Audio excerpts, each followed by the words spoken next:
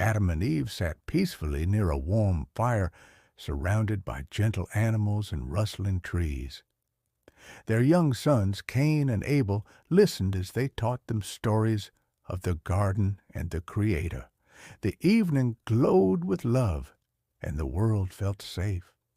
As the boys grew, their bond blossomed. They chased each other through grassy fields, laughing under the open sky. Their bond was strong, and their joy was innocent. But with time came different callings. Cain grew into a strong farmer, working the soil with pride. He tilled the land and harvested its fruit, believing his labor honored God. Abel became a shepherd, gentle and caring. He loved his sheep and often sang as he led them through the meadows. Cain gathered his finest fruits and grains, placing them carefully in a basket for God.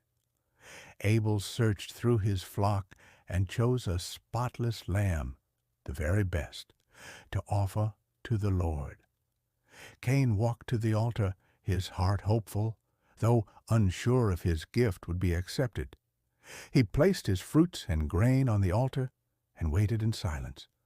Abel knelt and offered the lamb with reverence. Suddenly, a warm light shone from heaven. God accepted Abel's gift. Cain looked at Abel with bitterness. Why had God favored his brother's offering and not his?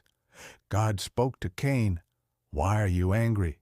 Sin is crouching at your door, but you must rule over it."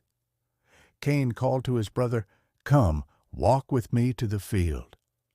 Abel smiled and followed.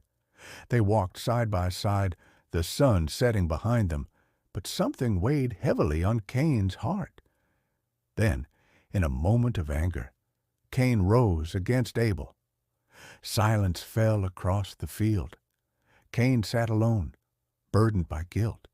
Abel was gone. The earth was still. God said, "Where is your brother Abel?" Cain answered, "Am I my brother's keeper?" But God knew what had happened. God told Cain he would be a wanderer.